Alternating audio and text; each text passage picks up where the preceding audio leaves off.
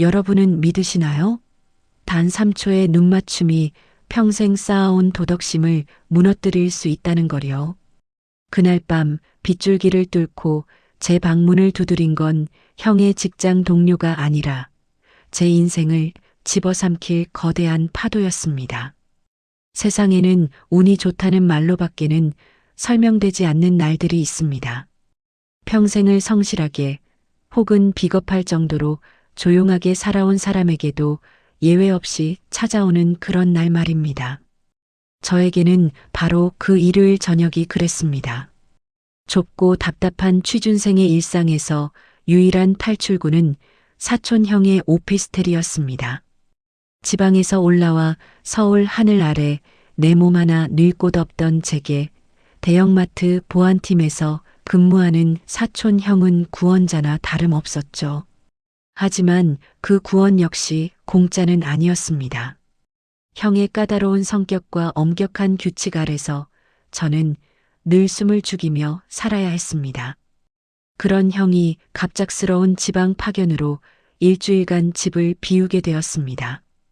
형의 차가 지하 주차장을 빠져나가는 소리를 확인한 순간 저는 마치 감옥에서 풀려난 죄수처럼 침대 위로 몸을 던졌습니다.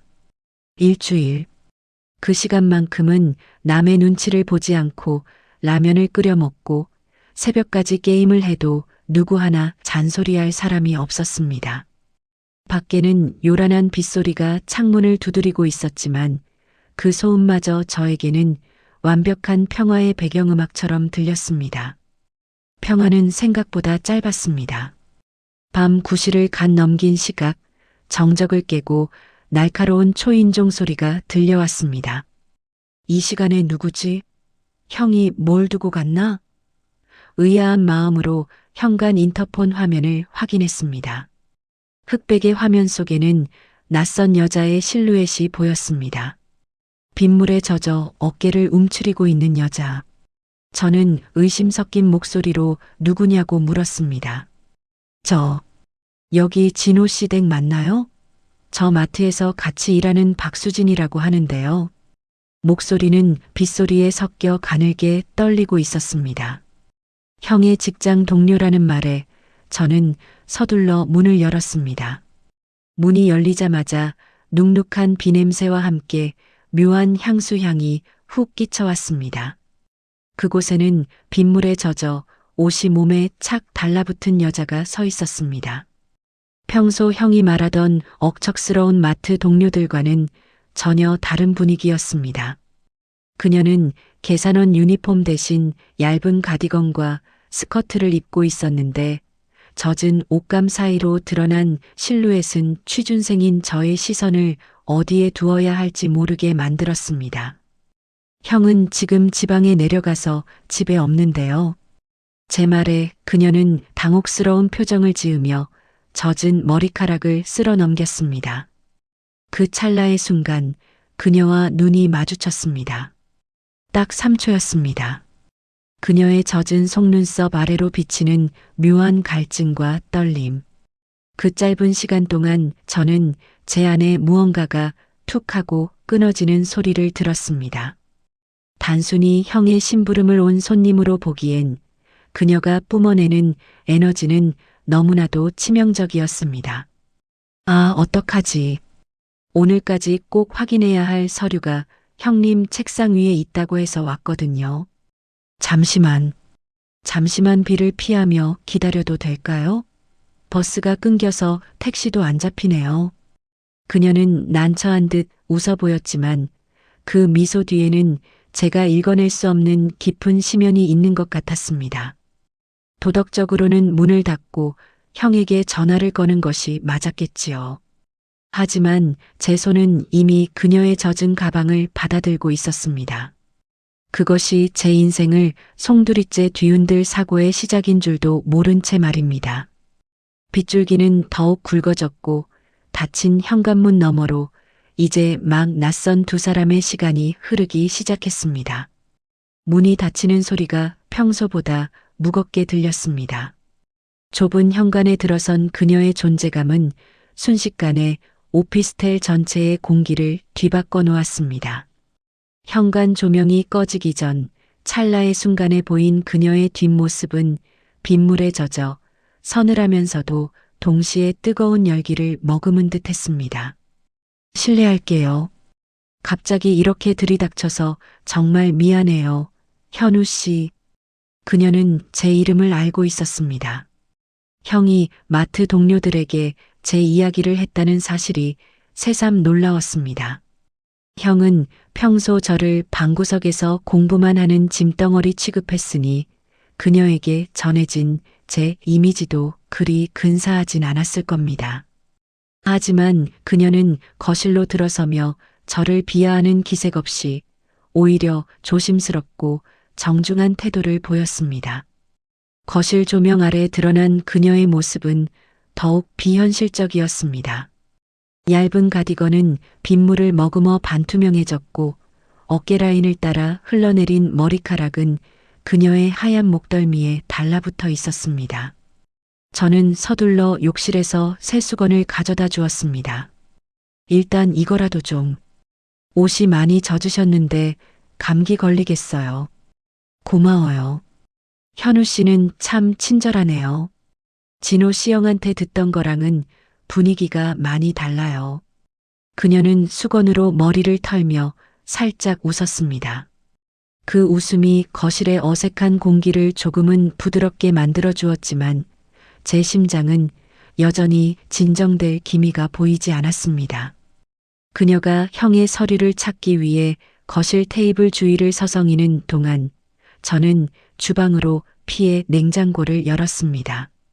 안에는 형이 아껴두었던 수입 캔맥주 4캔이 나란히 서 있었습니다. 서류는 천천히 찾으셔도 돼요. 비가 이렇게 오는데 택시도 안 잡힐 테니까요. 목이라도 축이실래요? 저는 용기를 내어 맥주 2캔을 꺼냈습니다. 그녀는 잠시 망설이는 듯 하더니 딱 한 잔만 할까요? 라며 식탁 의자에 앉았습니다. 칙하고 캔이 따지는 소리가 정적을 깼습니다. 맥주 거품이 캔 입구로 넘쳐 흐르자 그녀는 반사적으로 입술을 가져다 대었습니다. 그 사소한 동작 하나하나가 제게는 슬로우 모션처럼 느리게 다가왔습니다. 사실 마트 보안팀 진호 씨는 우리 사이에서 아주 유명해요. 너무 깐깐해서 다들 무서워하거든요. 그런데 동생분은 전혀 안 그러시네요. 훨씬 부드러운 느낌이에요. 그녀는 맥주 한 모금을 크게 들이키고는 목을 축였습니다. 수입 맥주의 쌉싸름한 향이 주방에 퍼졌습니다. 마트 계산대에서 하루 종일 손님들의 히스테리를 받아내야 하는 그녀의 고단함이 묻어나는 말투였습니다. 우리는 형에 대한 험담 아닌 험담을 나누며 조금씩 경계를 허물었습니다. 공부하느라 힘들죠? 형님이 눈치도 많이 줄 텐데. 그래도 이런 날은 좀 쉬어도 돼요. 비도 오고 형님도 없잖아요. 그녀의 말 한마디 한마디가 마치 제 마음속 금지된 구역을 건드리는 것 같았습니다. 취업 준비라는 긴 터널 속에 갇혀 있던 제게 그녀가 건네는 공감은 단순한 위로 이상이었습니다. 맥주 캔이 비어갈수록 그녀의 얼굴은 발그레하게 달아올랐고 눈빛은 아까보다 조금 더 풀린 채 저를 향했습니다. 현우 씨, 나 사실 오늘 너무 힘들었거든요. 진상 손님한테 시달리고 비까지 맞아서 정말 울고 싶었는데 여기서 이렇게 맥주 한 잔 마시니까 이제야 좀 살 것 같네요. 그녀는 식탁 너머로 몸을 기울였습니다. 가까워진 거리만큼 그녀의 숨소리가 선명하게 들렸습니다. 빗소리는 여전히 창문을 때리고 있었지만 이제 거실 안은 빗소리보다 더 거세고 은밀한 긴장감으로 가득 차기 시작했습니다. 그녀의 눈동자 속에는 묘한 갈증이 소용돌이치고 있었고 저는 그것이 단순히 술 기운 때문만은 아니라는 것을 직감적으로 느낄 수 있었습니다. 평범했던 형의 자취방이 캔맥주 몇 개와 낯선 여자의 등장으로 인해 순식간에 금기된 공간으로 변모하고 있었습니다. 저는 마른 침을 삼키며 마지막 맥주 캔을 땄습니다. 이 맥주가 바닥날 때쯤 우리 사이에 어떤 일이 벌어질지 알지 못한 채 말입니다. 맥주 캔이 바닥을 드러낼 무렵 거실의 공기는 습기 가득한 비냄새 대신 밀도 높은 긴장감으로 채워졌습니다. 식탁 아래로 비치는 그녀의 다리가 미세하게 떨리는 것을 보았을 때 저는 그것이 한기 때문인지 아니면 다른 이유 때문인지 가늠하기 어려웠습니다. 수진 씨는 남은 맥주를 단숨에 들이키더니 갑자기 미간을 찌푸리며 앓는 소리를 냈습니다. 아까 오다가 빗길에 좀 세게 넘어졌는데 이제야 통증이 올라오나 봐요. 그녀는 식탁 의자에서 일어나 거실 소파로 천천히 자리를 옮겼습니다. 한쪽 다리를 살짝 끌며 걷는 그녀의 모습에 저는 본능적으로 걱정이 앞섰습니다. 취기와 걱정이 뒤섞인 묘한 기분으로 그녀를 따라 소파 곁으로 다가갔습니다. 어디 봐요. 많이 다친 거예요? 수진 씨는 소파에 몸을 비스듬히 기대어 앉더니 천천히 한쪽 다리를 들어 올려 소파 위에 올렸습니다. 빗물에 젖어 살결에 달라붙어 있던 얇은 스커트가 허벅지 위로 아슬아슬하게 말려 올라갔습니다. 그녀의 하얀 피부 위로 붉게 까진 뒤꿈치가 드러났습니다. 빗물과 상처가 엉겨붙어 꽤 쓰라려 보였습니다.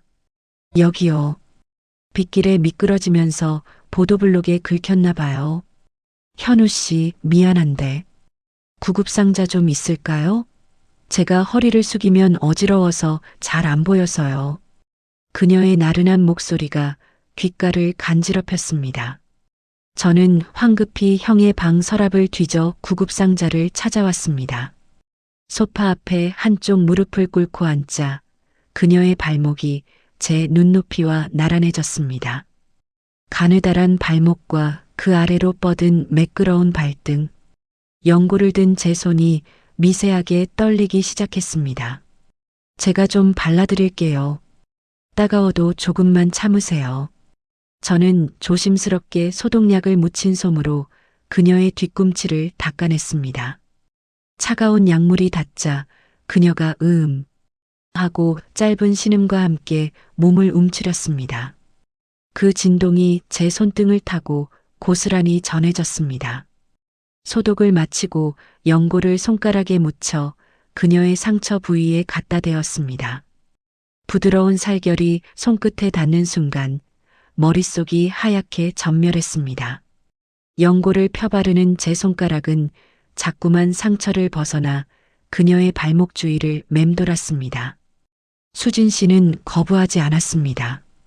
오히려 소파 깊숙이 몸을 파묻으며 고개를 뒤로 젖혔습니다. 현우 씨 손, 참 따뜻하네요. 그녀의 말에 고개를 들자 위에서 저를 내려다보는 그녀의 시선과 정면으로 마주쳤습니다. 젖은 머리카락 사이로 비치는 눈동자는 아까보다 훨씬 짙고 깊은 갈증을 담고 있었습니다.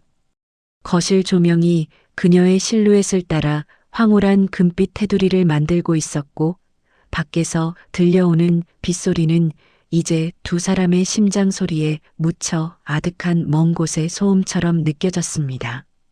시간이 멈춘 것 같았습니다. 연고를 바르던 제 손은 어느새 그녀의 발목을 부드럽게 감싸쥐고 있었습니다. 수진 씨의 숨소리가 점점 거칠어지더니 그녀가 천천히 손을 뻗어 제 어깨를 짚었습니다. 그 손길은 저를 밀어내는 것이 아니라 더 가까이 끌어당기는 신호였습니다. 저는 자석에 이끌리듯 그녀의 얼굴을 향해 몸을 일으켰습니다.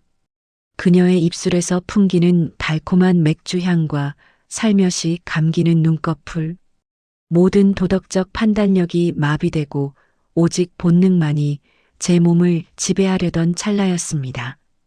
정적을 찍고 거실 테이블 위에서 요란한 알람 소리가 터져 나왔습니다. 밤 11시 제가 취침 전 단어 암기를 위해 맞춰두었던 휴대폰 알람이었습니다. 날카로운 기계음에 소스라치게 놀란 저는 마치 전기에 감긴 듯 뒤로 물러났습니다. 아, 그게 황급히 바닥에 떨어진 연고 뚜껑을 집어들며 저는 횡설수설했습니다. 차갑게 식어버린 이성이 뒤늦게 저를 꾸짖는 것 같았습니다. 수진 씨는 당황한 기색을 숨기려는 듯 매무새를 가다듬으며 어색하게 웃었습니다. 알람 소리가 참 우렁차네요. 현우 씨, 정말 성실한가 봐요. 그녀의 목소리엔 미세한 아쉬움과 함께 알 수 없는 서늘함이 서려 있었습니다. 저는 대답도 못한 채 구급상자를 챙겨 들고 도망치듯 제 방으로 들어왔습니다. 닫힌 문 너머로 거칠게 요동치는 제 심장 소리가 오피스텔 전체를 울리는 것만 같았습니다. 그날 밤 저는 빗소리가 잦아들 때까지 끝내 잠들지 못했습니다. 뜬 눈으로 밤을 지새운다는 것이 어떤 감각인지 그날 처음 알았습니다. 얇은 방문 하나를 사이에 두고 거실에서는 수진 씨가 뒤척이는 소리, 그리고 간간이 들리는 빗소리가 섞여 들어왔습니다. 어둠 속에서 천장을 바라보며 저는 제 손끝에 남아있던 그녀의 부드러운 살결과 달콤한 맥주향을 지우려 애썼습니다.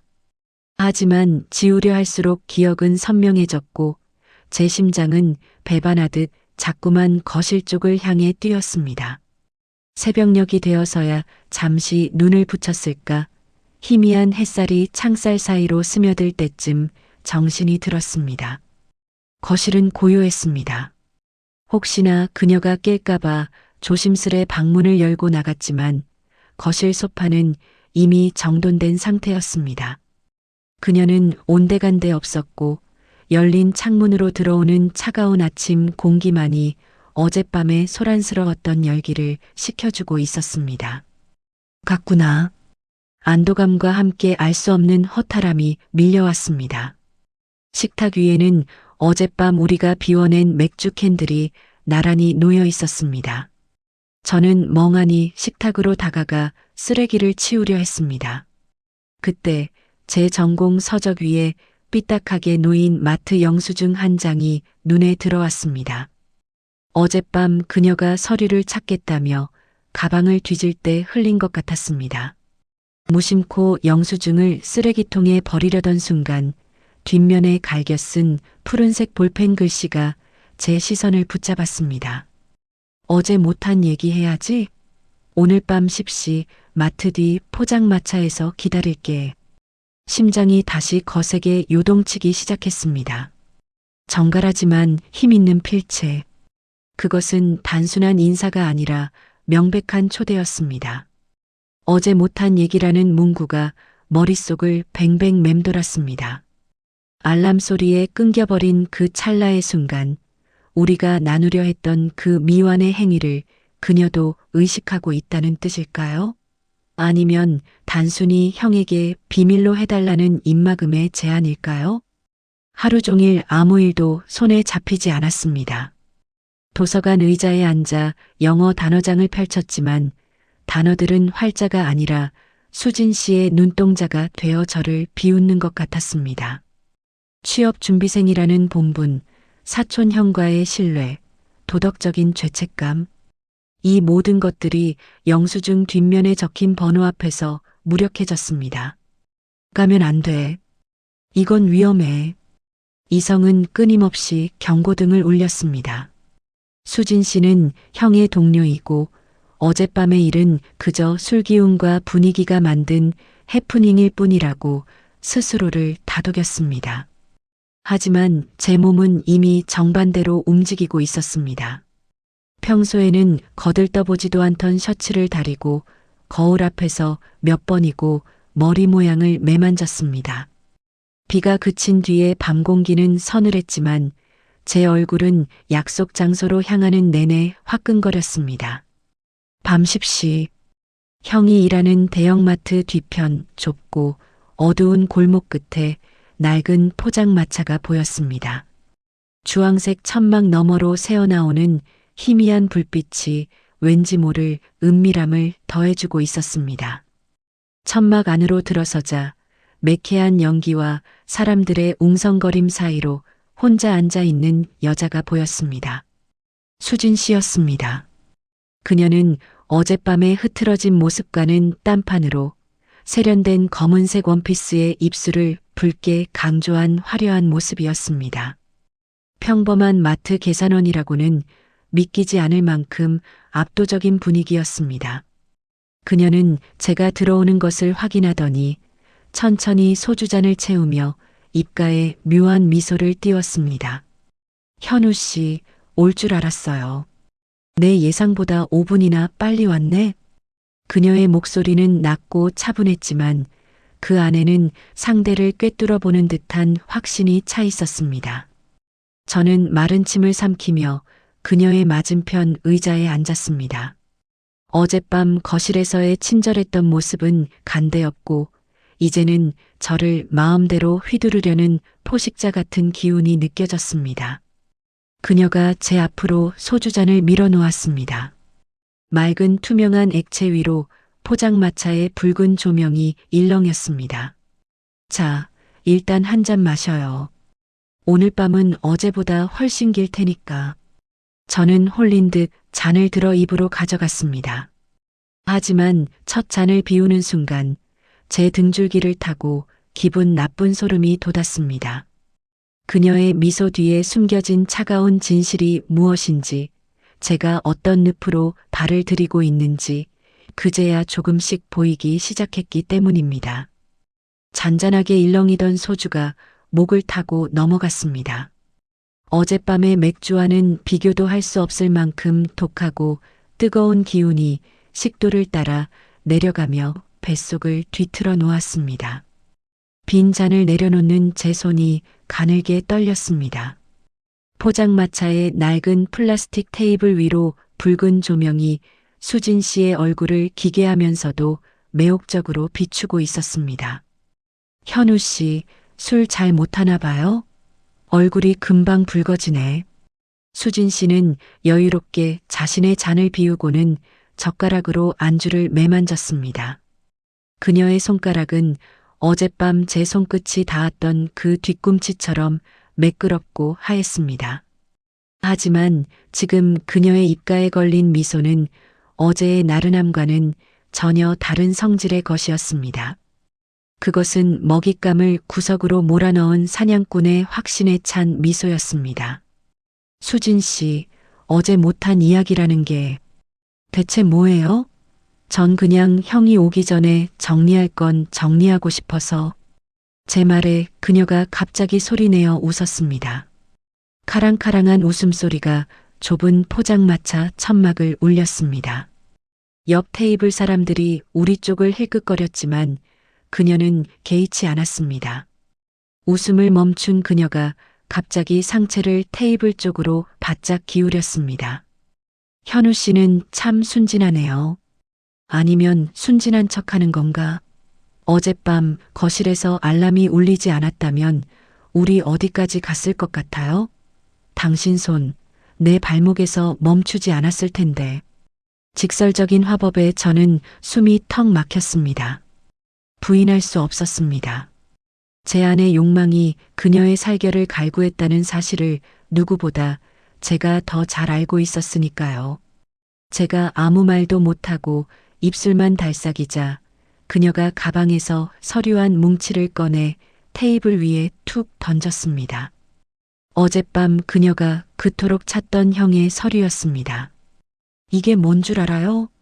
진호 씨가 우리 마트 보안팀장으로 있으면서 비공식적으로 작성한 근태 보고서랑 리베이트 장부예요. 이걸 공개하면 진호 씨는 해고는 물론이고 법적 처벌까지 피할 수 없겠죠.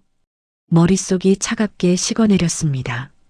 형이 그럴 리 없다고 생각하면서도 평소 형의 유난히 엄격했던 태도와 가끔 큰 돈을 쓰던 모습들이 조각처럼 맞춰지기 시작했습니다. 수진 씨는 당황한 제 표정을 즐기듯 말을 이어갔습니다. 난 이 서류를 진호 씨가 없는 동안 완벽하게 처리하고 싶었어요. 그런데 어젯밤 현우 씨를 보고 생각이 바뀌었어. 당신 참 쓸모가 많겠더라고. 형의 집 비번도 알고 형의 노트북에 접근할 수도 있는 사람. 그녀의 목소리는 이제 달콤한 유혹이 아니라 날카로운 칼날이 되어 제 심장을 파고들었습니다.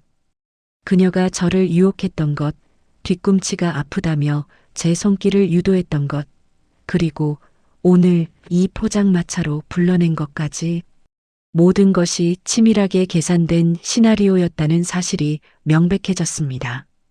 그녀는 형을 협박하기 위해 형의 가장 가까운 혈육인 저를 공범으로 만들거나 이용하려 했던 것입니다. 자, 이제 선택해요, 현우 씨. 어젯밤처럼 내 뒤꿈치를 어루만지며 내가 시키는 대로 형의 노트북 파일 몇 개만 지워줄래요? 아니면 이 서류를 들고 내가 바로 경찰서로 갈까요? 당신은 어젯밤 일 때문에 이미 내 편인 것처럼 보일 텐데 진호 씨가 당신 말을 믿어줄까? 그녀가 다시 잔을 채웠습니다. 이번에는 제가 거절할 틈도 없이 제 입가에 잔을 가져다 대었습니다. 잔에 담긴 투명한 액체가 마치 독약처럼 보였습니다. 저는 떨리는 입술로 그녀의 잔을 받아 마셨습니다. 술은 억가보다 더 썼고 가슴은 타들어가는 것 같았습니다. 포장마차 밖에는 다시 빗방울이 떨어지기 시작했습니다. 어젯밤의 빗소리가 낭만적인 서막이었다면 지금의 빗소리는 제 평범한 일상이 무너져 내리는 장송곡처럼 들렸습니다. 수진 씨는 만족스러운 듯 제 뺨을 가볍게 톡톡 건드렸습니다. 착하네, 현우 씨. 걱정 마요. 내가 시키는 대로만 하면 형도 무사하고 우리 사이도 어제보다 더 뜨거워질 수 있을 테니까. 그녀의 붉은 입술이 제 귓가에서 속삭였습니다. 하지만 그 목소리는 더 이상 유혹이 아니었습니다. 그것은 제 목을 죄어오는 밧줄이었습니다. 저는 수진 씨의 서늘한 미소를 마주하며 제가 결코 빠져나갈 수 없는 정교한 덫에 완전히 발을 들였음을 깨달았습니다. 이제 제 인생은 돌이킬 수 없는 어둠 속으로 잠기기 시작했습니다. 완벽하게 계획된 그 잔인하고 달콤한 덫 안으로 말입니다.